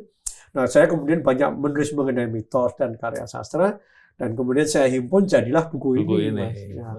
Nah, kemudian bisa dibaca banyak orang, dan kemudian, nah, mereka mengenal itu, dan kemudian di situ saya beri kata pengantar, katakanlah tentang strukturalisme Levi-Strauss itu sendiri, mulai dari riwayat hidup, kemudian sampai pada detail epistemologinya, basis linguistiknya dan sebagainya, yang selama ini orang tidak mengenal. Gitu. Dan ilmuwan di situ kemudian saya sadar ilmuwan sosial Indonesia nggak tahu linguistik umumnya. Kemudian ketika saya melihat ke linguistik, teman-teman linguistik di Indonesia umumnya tidak mengenal de Saussure. Nah, disitulah kemudian saya, ini kesempatan saya ya untuk memperkenalkan linguistik struktural yang basisnya de Saussure, dan kemudian Levi-Strauss yang berbasis pada linguistik itu, ya, dan kemudian ada filsafatnya, gitu. Itu yang kemudian terjadi, Mas. Gitu, ya. Dan hasilnya adalah agak rumit ya. Rumit, Mas. Ya. Nah, tapi kalau disederhanakan, Pak, Pak Hedi, strukturalisme itu apa? Ini untuk para pemula. Anda bisa terangkan ini untuk para pemula. Kalau melihat strukturalisme, strukturalisme apa? Bisa melihat itu sebagai filsafat. Bisa itu adalah sebuah paradigm. Bisa itu adalah sebuah metodologi. Itu yang sangat penting. Ya. Kalau filsafat, bagaimana filsafatnya strukturalisme? Ya. Nah, kalau dari perspektif filsafat berkaitan dengan manusia, ini sebuah filsafat tentang manusia tetapi tanpa subjek. istilahnya. Jadi kalau dalam bahasa Inggris itu conscience without subject. Ya. Jadi ini pandangan filsafat yang seperti filsafatnya Immanuel Kant, tetapi tanpa subjek. Nah, ini sangat penting. Ya. Kemudian sebuah filsafat ilmu manusia yang berlawanan dengan eksistensialisme. Kalau eksistensialisme mengatakan manusia itu bebas, ya kan? Wah, penuh dengan kebebasan. Strukturalisme sebaliknya, enggak, manusia itu enggak bebas. Kebebasan itu sebuah ilusi. Ya kan? Mengapa? Karena ada bawah sadar manusia, ya, level unconscious, ya, bukan subconscious, unconscious, nir sadar, ya, yang ini sangat mengendalikan manusia, tapi manusianya tidak tahu bahwa dia dikendalikan oleh itu. Dan contohnya adalah grammar. Inilah pengaruh dari linguistik. Ya, jadi bagaimana kemudian melihat manusia itu sebagai makhluk yang dipengaruhi struktur tertentu, ya, sehingga sebagai subjek sebenarnya dia tidak mampu apa-apa. Tapi ada sebuah struktur tertentu yang mengendalikan dia, dan itulah kita sebut nalar manusia. Ya, jadi strukturalisme ini bicara tentang manusia dengan nalar. Ya, itulah mengapa kemudian muncul pembagiannya bukan manusia barat dan timur, tapi tentang nalar manusia, yaitu nalar tukang atau nalar insinyur, bricklayer atau insinyur. Nah, ini yang banyak orang tidak tahu. Dan itulah filsafatnya. Kalau ini tentang manusia. Tapi dia filsafat ilmu juga. Karena punya asumsi-asumsi tertentu berkenaan dengan objek yang diteliti. Ya. Bahwa kebudayaan itu seperti bahasa. Dia fenomena simbolik. Ya. Tapi ada level di mana juga dia sebagai tanda. Sehingga dalam kajian strukturalisme itu kita harus sadar tentang perbedaan antara simbol dan sign. Tanda. Dan ini yang banyak orang tidak tahu. Ya, karena orang tidak sangat intens memperhatikan ini. Ya. Nah, ini kalau kita kemudian bicara tentang strukturalisme sedikit filosofis. Nah, sebagai sebuah paradigm, dia punya asumsi-asumsi dasar yang filosofis. Dia punya model tadi bahwa kebudayaan itu seperti bahasa. Dia juga punya konsep-konsep tertentu yang baru. Ya, apa itu struktur, apa itu model, yang saya tidak bisa jelaskan di sini. Ya, tapi itulah kosakata baru atau keywords yang baru yang kemudian muncul dalam kajian strukturalisme. Ya. Dan kemudian ada sesuatu yang membedakan pada metode analisisnya, Mas. Ya, bagaimana seorang ahli antropologi itu harus mencoba menemukan struktur tertentu. Ya. Dan ini bukan persoalan otak-atik gadok. Ya. Ini kelihatannya memang otak-atik gadok, ya kan? Tetapi ini otak-atik tapi bukan gadok. Ya. Atau otak-atik betul-betul gadok, kan gitu ya. Tapi gadok ini memang dibuktikan dengan adanya struktur, Mas.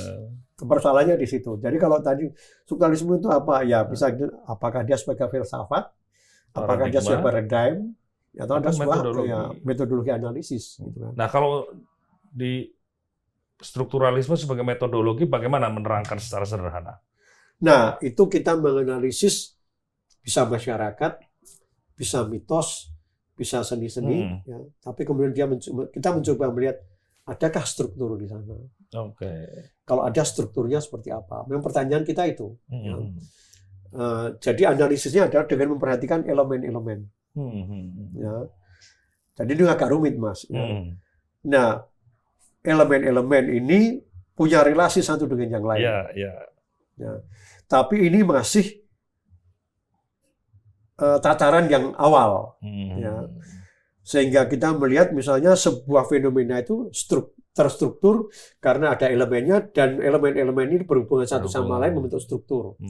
Itulah pengertian struktur pada fungsionalisme struktural. Pada strukturalisme Lévi-Strauss ditarik ke atas lagi, Mas. Kalau relasi X dan E ini adalah relasi A, kemudian dengan relasi AB ini adalah relasi B, maka ada relasi antara A dan B. Dan ini adalah relasi di atas relasi. itulah sulitnya, Mas. Kalau Ini politik dua- ini permainan di atas permainan. Nah, langit di atas langit kira-kira Langit di atas gitu. langit. Nah, Oke. inilah yang menyulitkan Heeh, para pelajar struktural. betul. Ya, karena umumnya hanya berhenti di level struktur permukaan. Bukan. Itulah Ke mengapa ada, atasnya nggak ya, nyampe. itulah mengapa ada istilahnya surface structure Hmm, dan deep deep structure. structure. Hmm, Nah, strukturalisme Levi-Strauss itu mencoba mencapai deep structure ini. Oke. Yang itu tidak tampak dan itu hanya bisa dipahami dengan kita membangun sebuah model. Ya, sehingga hasil akhir dari kajian struktural itu adalah diuji apakah model ini yang paling bisa menjelaskan banyak fenomena atau ada model yang lain yang lebih praktis lagi. Ya, dari di sana intinya. Nah, tentu orang akan bertanya, terus kalau sudah ketemu model mau apa? Ketemu strukturnya mau? Ya itulah yang menjelaskan. Nah, disinilah orang kadang-kadang sulit. Betul. Karena apa? Pola pikirnya menjelaskan itu adalah kausalitas. Jadi menjelaskan dengan adanya struktur itu dianggap belum menjelaskan. Padahal kalau kita dalam linguistik, mengetahui grammar itulah kemudian memahami parolnya. Ya. Oh, begini toh tata bahasanya. Jadi parolnya, ujarannya begitu. Nah, dalam strukturalisme kita itu mencari grammar fenomena sosial budaya ini, Mas. Nah, orang bertanya, lantas kalau sudah seperti itu, grammar seperti apa? Ya itulah yang kita cari, grammarnya memang kita cari. Jangan ditanyakan lagi. Wong itu yang akhirnya. Jadi kalau sudah ketemu struktur, ya itulah yang kemudian membuat kita paham. Nah, persoalannya kan di situ, Mas. Ya. Jadi saya melihat pada kajian-kajian struktural ini dianggap sulit karena persoalan itu. Iya, Ya, memang sulit. Itu pertama. Kemudian kalau sudah ketemu ini apa? Kemudian orang masih bertanya, ya, ingin menjelaskan sesuatu dengan kausalitas, gitu kan.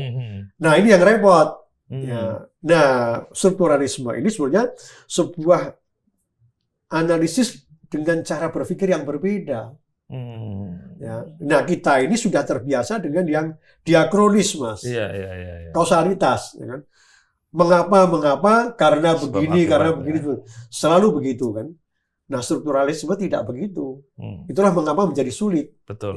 Buat sementara orang. Tapi juga kemudian dianggap, lah ini belum menjelaskan, ya, karena tidak kausalitas. Iya. Nah, jadi itulah yang menjadi persoalan. Nah, banyak orang juga kemudian mengkritik lewat itu. Loh, ini kan tidak menjelaskan ini. Loh, struktur bisa menjelaskan fenomenanya. Ya, kita tahu strukturnya, kemudian tahu apa yang terjadi di sana. Mengapa seperti itu, gitu kan? Ya. Memang tidak kausalistis, kan gitu. Ya. Jadi seperti itu. Susah dicerna juga. Ya. Tapi sebenarnya ini persoalan.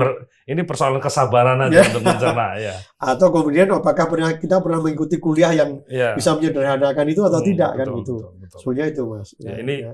strukturalisme ini saya, ya. seperti subbab integral lipat 3 di mata kuliah kalkulus. Mungkin begitu, Mas. Ya. Oke. Nah, tapi dengan menggunakan tools, katakanlah strukturalisme Levi-Strauss itu, untuk mengkaji Indonesia, itu bagaimana menariknya? Menarik strukturalisme untuk mengkaji Indonesia. Justru kemudian kita melihat sesuatu yang tidak terlihat, Mas. Unseen before. Ya, sesuatu yang tidak kelihatan empirik, tapi sebetulnya ada di balik yang empirik itu. Dan memang itulah yang namanya mencari struktur atau mencoba memahami strukturnya. Ya. Kita pikir kompleks begini. Ya, kalau hanya persoalan permukaan ya selesai begitu. Ya. Tapi ini sebenarnya bisa dikaji bahwa di balik itu ada struktur tertentu. Dan kebanyakan kita malah tidak tahu struktur itu, Mas. Ya, Jogja misalnya. Ya. Kita bisa tahu Anda struktur sosial masyarakat Jogja? Sulit diketahui. Ya, kita berhenti di bukunya Pak Selo Sumarjan. Dan banyak kan itu pada perubahan sosial. Itu lebih pada perubahan. Struktur sosialnya seperti apa? Dan apakah itu betul-betul menjelaskan struktur yang ada? Ini kan sebuah persoalan. Jadi sebetulnya kita itu sebenarnya memerlukan sangat banyak pemahaman tentang struktur sosial. Tapi kita tidak pernah mengkajinya, Mas. Saya tidak tahu mengapa, tapi kemungkinan karena memang kita tidak diajak untuk mengkaji struktur, Mas. Karena orang terjebak selalu pada perubahan yang di level permukaan. Betul. Selalu historical. Change and continuity-nya orang fokus change and continuity. Padahal kalau mau bicara continuity, harusnya pada level struktur. Baru kemudian akan terlihat continuity-nya yang benar-benar. Itu kan. Nah, ini persoalannya. Ya, orang banyak fokus pada change-nya tadi. Ya. Continuity-nya yang berupa sebuah struktur tidak betul-betul terlihat. Itu persoalannya. Ya. Dan kalau kita melakukan itu, sebenarnya kita akan bisa banyak tahu sekali masyarakat kita. Dan bisa memahami konflik-konflik yang terjadi dalam masyarakat, Mas. Gini, Pak Hedi. Pak Hedi ini adalah seorang pengamal tarekat. Ya. Saya tidak perlu sebutkan tarekatnya apa. Ya kan? Tapi bagaimana Anda misalnya menggunakan strukturalisme Levi-Strauss ini dalam memandang dunia tarekat di Indonesia? Misalnya, ini kita pakai studi kasus saja ya. Bagaimana Anda melihatnya? Misalnya, mengapa tarekat di Indonesia penuh konflik, rawan pecah, ya kan? Dan secara sosial banyak digunakan oleh ulama-ulama terdahulu, misalnya untuk memberontak melawan pemerintah kolonial. Jangan lupa pemberontakan petani di abad ke-19 dulu, beberapa di antaranya digerakkan oleh ulama tarekat. Ajaran yang sesungguhnya mengajarkan tentang keterangan. Gitu, Pak Hedi. Anda kalau menggunakan struktur Levi-Strauss ini bagaimana? Ada beberapa cara, Mas, cara melihatnya. Apakah karena itu strukturalisme, ya. Apakah kita mau melihat tarekat sebagai sebuah fenomena sosial dengan struktur tertentu? Karena di sana ada yang namanya mursyid. Nah, kemudian ada struktur di bawahnya begini-begini dan seterusnya, ya kan? Bahkan kalau sekarang, misalnya di tarekat yang saya ikuti dengan mursyid tertentu, itu ada yang namanya wakil talqin, ya kan? Dan kemudian ada lagi, baru kemudian umat. Nah, jadi kita bisa melihat struktur tertentu, ya kan? Ada di sana. Dan bagaimana relasi kuasa di antara itu, ya, atau relasi-relasi yang tidak disadari ada di balik fenomena tarekat ini, ya kan? Itu satu. Ya. Atau kemudian kita berbicara pada persoalan lebih real tadi, bagaimana tarekat bermain dalam atau terlibat dalam politik. Katakanlah begitu, ya kan? Nah, sebetulnya fungsi tarekat yang utama bukan itu. Ya. Tarekat itu terpaksa melakukan karena ada yang mengganggu. Ya. Kalau udah diganggu, dia nggak mau diem. Ada gitu, struktur luar yang menekan. Ya, dan perlawanan tarekat itu tidak selalu bersenjata. Ya. Mohon maaf, ini saya beri contoh. Ya. Seorang kiai ditangkap Belanda, gitu kan. Ya, dia nyerah aja ditangkap Belanda. Tapi akhirnya dilepas oleh Belanda. Kenapa? Belanda ketakutan. Kenapa? Menurut cerita Pak Kiai ini zikir terus di penjara. Ya. Dan horek itu buminya. Goyang itu buminya. Ini yang bikin siapa ini gini-gini. Pak Kiai itu. Keluarkan aja Pak Kiai. Selesai. Nggak berani. Nah, dalam modelnya seperti itu. Nah, perlawanan bahwa kemudian di dalamnya ada perpecahan itu bukan hanya persoalan tarekat, ya kan?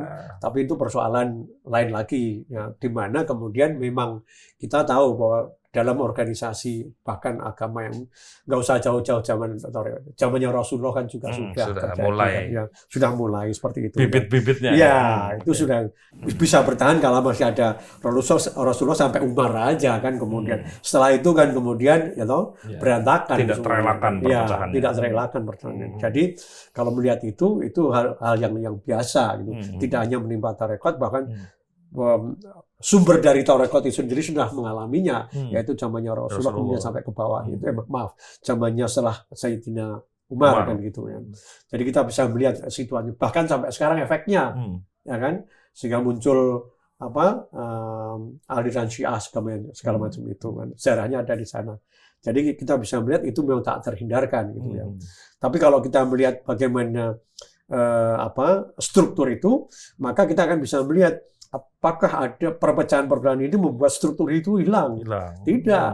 Atau goyang. Ya, ternyata struktur itu ya akan seperti itu terus gitu kan. Yang bervariasi itu hanya aktor-aktornya gitu kan. Ya, tapi itulah yang terjadi, kita lihat gitu kan. Kelihatannya ramai, tapi kalau melihat strukturnya ya relatif nggak banyak berubah, Mas. Ya, secara struktural loh ya. Ya. Jadi pasti akan muncul kemudian struktur-struktur baru, tapi modelnya akan sama. Itu kalau saya perhatikan begitu, Mas. Oke. Kalau ada penambahan tidak sangat berbeda ya dengan yang sebelumnya. Ya. Dan kita akan bisa melihat pada banyak tarekat pun akan terlihat struktur yang kurang lebih sama. Itu kalau kita mau menggambar strukturnya, Mas ya. Ya, persoalannya karena kita tidak mencoba melihat itu, Mas. Betul. Kita tidak betul-betul melihat struktur itu seperti apa.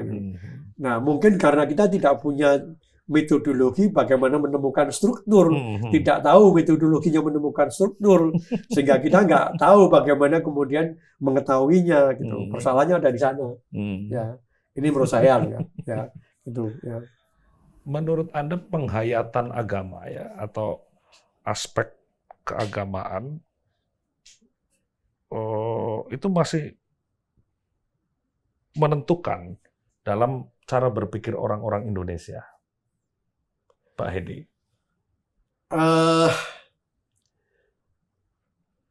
Mungkin lebih menentukan kalau dibandingkan dengan mana dulu kan gitu. Ya kan. Jadi memang apakah menentukan atau tidak itu baru kelihatan kalau kita bandingkan. Ya. Ada pembandingnya. Ada pembandingnya gitu. Nah, tentu saja kemudian tergantung pada definisi kita tentang agama. Apa itu agama kan gitu, ya kan? Nah, katakanlah kalau ini berkaitan dengan simbol-simbol untuk komunikasi dengan dunia supranatural ya kan begitu. Ya, saya mengatakan memang ya kalau kita melihat pada masyarakat kita itu ada dua pola pikir menurut saya. Yang satu sangat dipengaruhi oleh agama, yang satu dipengaruhi oleh ilmu pengetahuan. Ya, soalnya itu. Ya, dan itu terjadi karena pengaruh dari Barat yang membawa sains. Ya, di mana sains itu harus sangat empirik, ya, pakai penelitian. Ya. Sementara yang agama ini berbeda, gitu ya. Walaupun dalam perspektif tarekat gitu ya, itu sebenarnya bisa ketemu. Ya. Hanya apakah kemudian orang akan mau ke sana itu persoalan yang berbeda kan gitu ya. Tapi bisa ketemu sebetulnya. Karena kalau dengan metafor Syekh Abdul Qadir Jailani atau para sufi yang lain, ya kita terbang itu dengan dua sayap gitu kan. Tidak dengan satu sayap gitu kan. Nah, itu sayap sains dan sayap agama. Gitu. Kalau dalam bahasa tarekat syariat dan makrifat, hakikat seperti itu. Nah, itu harus dua-duanya baru bisa kita terbang sampai tujuan gitu kan. Kalau satu sayap kok nggak nyampe. Ya, jadi seperti itu. Jadi kalau pakai sains saja nggak nyampe. Kalau pakai agama saja ya juga nggak cukup nggak nyampe juga nggak nyampe juga ya harus dua-duanya ya agama dalam artian kemudian ibadah lo ya ya dalam artian kemudian menujunya bukan menuju mati ya tapi pada sang pencipta gitu kan ya. Tapi sampai di mana kan gitu karena ada banyak derajatnya kan gitu ya apa kamu sampai deket beneran atau masih jauh sekali kan gitu. Nah itu sebenarnya belum sampai dengan kacamata ini kan gitu nah seperti itu Mas ya. Sehingga kalau terbang satu sayap ya mungkin hanya sampai level ini gitu kan sampai saya hanya level ini gitu tapi dua-duanya nah, gitu. Cuman kalian nggak tahu aja bahwa kalian cuma di situ kan gitu. Tapi yang punya dua sayap tahu tuh dia cuma cari di situ tuh gitu. Kira-kira gitu Mas. Ya. Ya. Jadi memang perlu dua-duanya gitu. Ya. Nah, yang membentuk manusia Indonesia sampai hari ini, kalau kita di antara dua itu yang mana yang paling dominan? Kalau yang membentuk sebagian besarnya masih yang agama, Mas. Ya. Agama plus kepercayaan lama yang memang spiritualistik ya, katakan mungkin agama dalam arti spiritualistik ya. Kita masih banyak dipengaruhi oleh itu, ya kan? Dan itu tidak salah, fine aja dan perlu. Ya. Yang sains ini belum sangat dominan, gitu ya. Ya. Kita bisa lihat itu. Paling gampang itu pada dunia pengobatan. Ya, atau kalau orang sakit, Mas, ketabiban lah ya. Ketika kemudian sakit, ini contoh yang selalu saya berikan. Anda sakit, pertama mungkin ke dokter, ya, kena kanker ke dokter, sudah ke dokter nggak sembuh-sembuh, ya, ke Pak Kiai, ya kan? Apa Anda kurang sedekah? Wah, nah ini sudah lain ini. Solusi ya. Bukan solusi fakultas kedokteran kan gitu. Nggak ada dokter scientific ya, tapi terjadi. Oke. Dan orang manut, ya kan? Oh, Anda perlu umroh. Dilakukan dan sembuh. Itulah kita. Bergerak di antara dua wilayah ini. Ada untungnya. Dua sayap ini. Ya, ada untungnya. Cuman kita tidak bersama-sama menggunakannya. Kadang-kadang begini, saya nggak nyampe juga gitu. Menurut saya loh ya. Harusnya dua-duanya betul-betul bergerak gitu kan. Tapi ini metafor yang lain lagi. Ya. Tapi intinya kurang lebih seperti itu, Mas. Jadi kembali pada tadi, nah dalam dunia sehari-hari kita kadang-kadang pakai yang ini, kita kan ketika ini gagal, kemudian kita ke sini, gitu kan. Ya. Kalau ini sudah gagal dua-duanya, ya sudah menyerah kan gitu. Ya. Nah menyerah ini sebetulnya harus kembali menggunakan dua sayap. Gitu. Kalau saya ya, tapi sayapnya bukan yang kedokteran sama Pak Kiai, sayapnya yang lain lagi gitu. Nah, itu metafor yang lain lagi, Mas. Itu bisa dibahas di program lain. Nah, program lain. Yang belum bagi pengarah ada tarekat gitu. Kira-kira gitu, Mas. Ya. Tapi Anda percaya kalau masa depan Indonesia ya, Indonesia ke depan, di hari depan kita itu ditentukan oleh dua sayap ini tadi? Oh iya. Ya. Kalau saya, kita harus dua-duanya. Ya. Jadi ilmuwan itu jangan lantas ateis. Ya. Jadi ilmuwan itu jangan lantas saintis. Seperti mohon maaf, Tom Cruise ya seperti itu. Ya. Scientology. Ya itu hanya satu sayap beneran, nggak nyampe ini, gitu kan. Nah itu maksud saya. Jadi harus tetap dua-duanya. Kita tetap harus beriman, ya kan. Karena banyak hal yang tidak bisa dijelaskan lewat otak manusia, lewat pikiran manusia, ada keterbatasan. Bahkan lewat strukturalisme Levi-Strauss pun ada yang nggak nyampe. Ya, karena ada ilmu yang lain yang dalam dunia mereka disebut ilmu laduni. Ya kan? Nah, ini caranya mendapatkan lain lagi.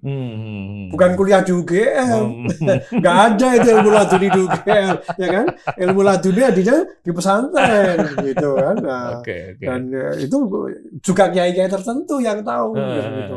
Tidak semuanya kan gitu. Ya. Nah, ini menurut saya yang penting. Nah, kita perlu dua-duanya gitu. Itulah kalau kita mau menjadi manusia yang seutuhnya gitu. Ini kalau saya loh, Mas ya. Ya, karena Anda memang karena kan narasumbernya dengan orang lain boleh berbeda pendapat gitu.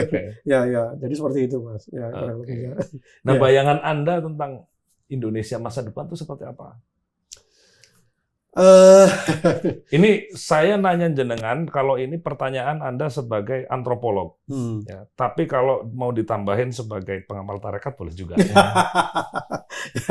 Ya. Begini, kalau dari perspektif antropologi, heterogenitasnya itu akan semakin berkurang, Mas. Jadi kalau kita melihat justru begitu ya. Ya justru heterogenitasnya makin berkurang. Kebinekaannya itu akan surut. Dan itu sudah terbukti. Kebinekaan itu nomor satu itu terlihat pada bahasa, Mas. Karena kita punya pepatah bahasa menunjukkan bangsa. Ya kan? Jadi begitu bahasa punah, satu bangsa seluruhnya hilang. Ya kan? Dan itu sudah terjadi. Ya. Berapa bahasa daerah seluruhnya sudah hilang. Ya. Ini ke depannya bisa lebih banyak lagi. Ya. Sehingga ada teman yang berani meramalkan Indonesia ke depannya itu mungkin hanya ada 10 bahasa daerah. Di mana penuturnya sangat banyak. Ya. Jawa, Bali, Sunda, Madura mungkin bisa, Batak, Bugis, Makassar mungkin masih bisa, ya. Kemudian masih beberapa Melayu tentu saja, ya kan, Aceh, ini. Nah, tapi tidak banyak lagi mungkin. Padahal kita sekarang punya sekitar 600-700 bahasa. Ya. Itu pertama, kebinekaan itu akan semakin hilang. Tapi kita tidak menyadarinya. Ya. Jadi karena ini kebinekaan pada tataran nirsadar, Mas. Bukan pada tataran sadar. Kalau pada tataran kesadaran, mungkin akan banyak heterogenitasnya.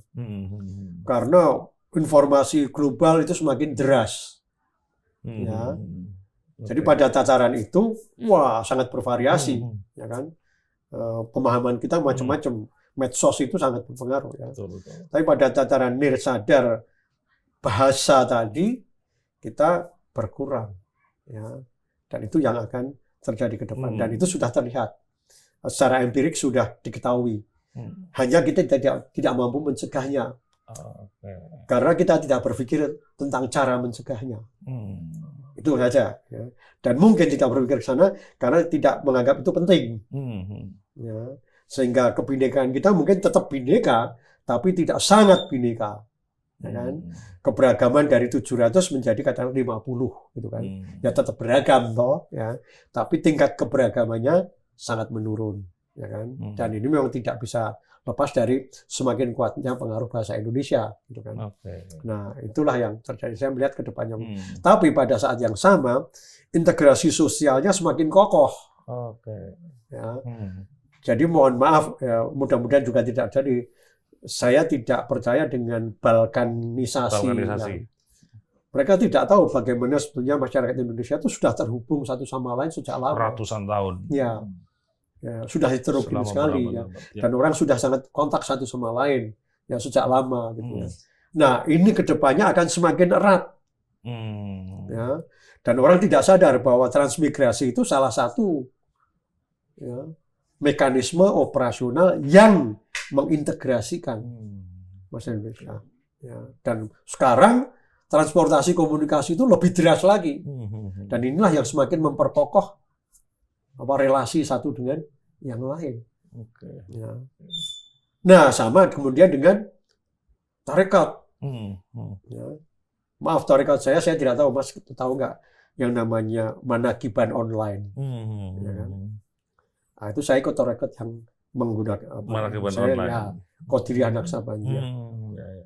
Itu luar biasa, Mas. Itu manakiban level dunia, Mas.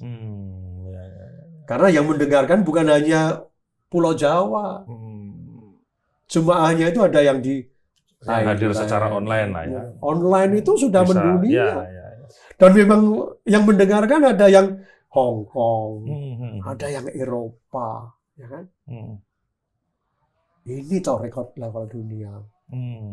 Ya. Nah, saya melihat integrasi seperti itulah yang akan semakin kuat. Ya. Dan tarekat juga mengalami itu, ya kan? Jadi dengan persepsi tarekat, hubungan di antara ikhwan tarekat itu semakin erat sebenarnya, ya. Karena mudah bertemu. Ya. Mudah bertemu dan kontak lihat WA. Online, ya.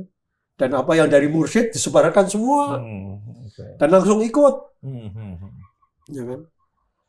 Dan tarekat yang, mohon maaf, yang saya ikuti ini sekarang pakai merah putih. Oh itu memperkokoh Indonesia, Mas. Ya, artinya dalam konteks tarekat tadi bisa mempererat antar ikhwan dan dengan teknologi informasi juga mempererat antar unsur-unsur bangsa. Maksudnya begitu. Karena ikhwan ini berbeda suku bangsanya. Dan bahkan geografisnya bisa juga berbeda. Jadi kemudian kita melihat yang namanya ikhwan itu ya ada dari Lombok, dari Aceh, dari Kalimantan. Dari mana saja. Dan itu terhubung lewat ini. Jadi tarekat itu memang sejak awal sudah mendunia, kan gitu. Tapi sekarang mendunianya itu lebih kokoh lagi karena ada dukungan komunikasi, teknologi informasi tadi. Ya. Jadi kedepannya saya melihat demikian, Mas. Apalagi kemudian transportasi kita makin bagus, Mas. Wah, itu luar biasa. Ya. Oke. Dulu orang mau pergi ke pulau lain itu sulit, Wah, susah dan lama. lama. Sekarang Oke. sangat-sangat mudah. Ya. Jadi kalau kedepannya saya melihat Indonesia akan semakin terhubung satu sama lain. Dan secara tidak sadar akan berkurang Ya, homogenitas. heterogenitasnya. Heterogenitasnya. Ya, Sorry. semakin menuju homogen. Ya. Semakin menuju Tapi pada homogen. saat yang sama itu juga menguatkan integrasi sosial. Sosial. Ya, Oke. karena itu tadi. Apalagi partai itu juga kemana-mana. Ya. Nah. Dan partai itu penghubung juga. Karena Demokrat itu tidak hanya ada di Jawa kan, ada di Papua. Sebenarnya itu elemen-elemen penghubungnya, Mas. Ya. Jadi ada gunanya juga ya Oh partai-partai ya, ya, dalam ternyata. soal integrasi Dalam nasional, soal integrasi ya, nasional, Mas. ya, Ya, Mas. Ya, itu sangat-sangat penting. Oke. Ya. Oke. Ya. Oke. Terima kasih Ya, Pak sama-sama, Mas. Terima kasih Profesor kembali. Ya. Edi Sri Ahimsa. Sama, Mas. Wawancara yang kita dari ngomongin strukturalisme sampai ngomongin sufisme. Saya sebenarnya pengen ngomongin lebih dalam soal tarekat dan sufisme ini dengan Pak Hedi, tapi programnya nanti bukan menjadi Indonesia, tapi menjadi manusia rohani. Itu bukunya Mas Ulil Absar Abdallah, Ya. menjadi manusia rohani. Oke, terima kasih. Terima kasih sekali. Terima kasih Ya, Pak Hedi. Ya. Terima kasih para pemirsa NU Online yang sudah menyaksikan episode Menjadi Indonesia hari ini. Ya. Sampai jumpa di episode Menjadi Indonesia berikutnya. Wallahul muwaffiq ila aqwamit thoriq. Wassalamualaikum warahmatullahi wabarakatuh. Waalaikumsalam.